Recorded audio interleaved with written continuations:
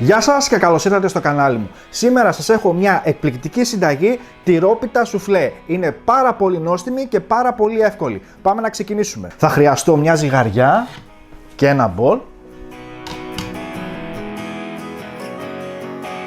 Θα χρησιμοποιήσουμε 400 γραμμάρια χωριάτικο λευκό τυρί όλυμπος,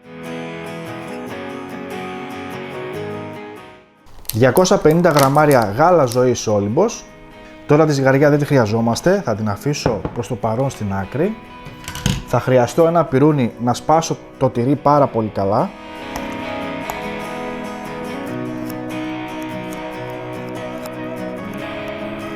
Ωραία, τώρα θα χρειαστούμε 2 αυγουλάκια. Θα τα σπάσω πρώτα σε ένα μπολάκι για να μην μας πέσει κανένα τσόφλι. Ρίχνω τα αυγά μου. Ένα κουταλάκι του γλυκού baking powder. Για να ομογενοποιηθεί πάρα πολύ καλά θα χρειαστώ ένα σύρμα και ανακατεύουμε πάρα πολύ καλά μέχρι που να γίνει σαν κρέμα. Το μείγμα μας είναι έτοιμο. Θα τα αφήσω αυτό στην άκρη και πάμε να ετοιμάσουμε το μείγμα για το ράντισμα. Σε ένα μπολάκι θα ρίξω το ελαιόλαδο, το νερό μου, το αλάτι μου και ανακατεύουμε πάρα πολύ καλά με ένα σύρμα. Ωραία, έχει λιώσει το αλάτι μου. Θα τα αφήσω και αυτό στην άκρη και είμαστε έτοιμοι να ετοιμάσουμε τα φύλλα. Θα χρειαστούμε 500 γραμμάρια φύλλο κρούστας για γλυκά, 12 με 13 φύλλα, οπότε πάμε να το ανοίξω. Τα φύλλα μας δεν είναι καταψυγμένα, είναι νοπά και μπορείτε να τα βρείτε στα ψυγεία, στα σούπερ μάρκετ κανονικά. Θα τα βάλω εδώ πέρα και θα τα σκεπάσω για να μην μας ξεραθούν. Θα χρειαστώ ένα ταψάκι 25x35, λίγο ηλιέλαιο για να το αλείψουμε και ένα πινελάκι. Οπότε αλείφουμε καλά το ταψάκι μας. Πάμε να βάλουμε το πρώτο μας φύλλο. Εδώ αν σας πέφτει μπορείτε να το κάνετε με ένα πινελάκι για να κολλήσει το φύλλο στα πλαϊνά.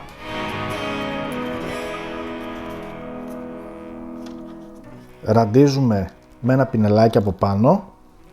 Συνεχίζουμε και με το δεύτερο φύλλο. Ακριβώς με τον ίδιο τρόπο ραντίζουμε και κολλάμε αν χρειαστεί. Έχουμε τελειώσει με τα 2 φύλλα στη βάση του ταψιού και τώρα συνεχίζουμε με τα υπόλοιπα φύλλα, αλλά θα σας δείξω πώς θα τα κάνετε. Τα θέλουμε σουρωτά και όταν λέμε σουρωτά τι εννοούμε? Πολύ απλά τα μαζεύουμε κατά αυτόν τον τρόπο και τα τοποθετούμε ένα-ένα στο ταψί.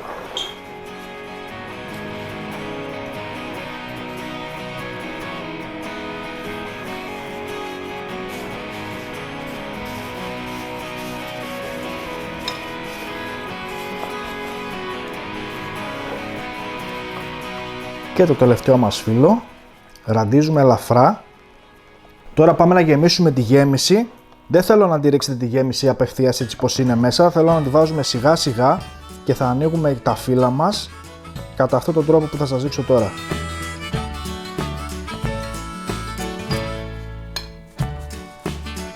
Ανασηκώνουμε λίγο τα φύλλα.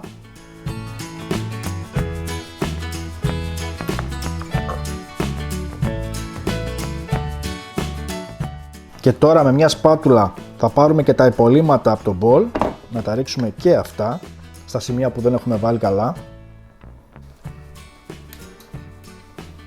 Και τώρα μαζεύουμε τις άκρες από τα φύλλα προς τα μέσα, καλά είναι ένα-ένα να τα γυρνάμε για να τα ραντίζουμε κιόλας. Το μείγμα με το ράντισμα δεν το φοβόμαστε.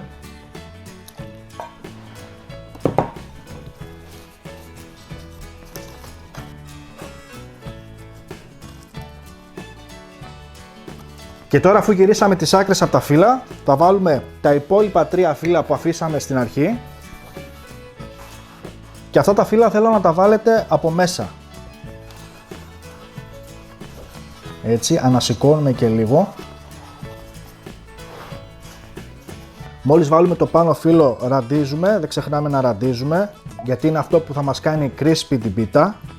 Και συνεχίζουμε με τα υπόλοιπα φύλλα.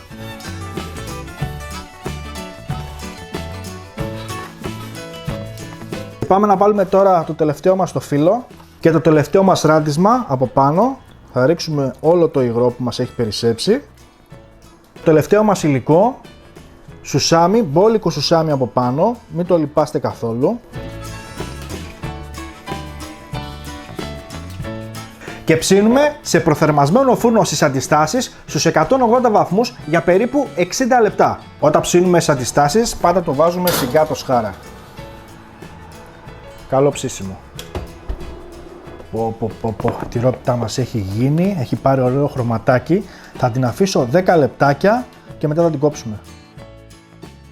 Και τώρα ξέρετε ότι αυτή η στιγμή είναι η αγαπημένη μου. Πάμε να την κόψουμε.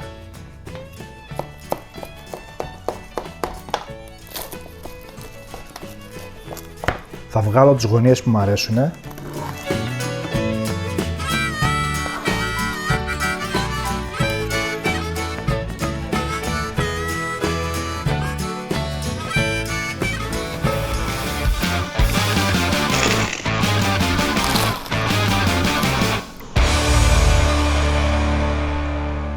Άλλο ένα βίντεο, φίλοι μου, έχει φτάσει στο τέλος του. Είναι εκπληκτική τυρόπιτα σουφλέ. Θέλω να τη φτιάξετε και να μου πείτε εντυπώσεις κάτω στα σχόλια. Κάντε ένα like και μια κοινοποίηση για να το δουν οι φίλοι σας. Μέχρι το επόμενο βίντεο, να περνάτε καλά. Γεια σας.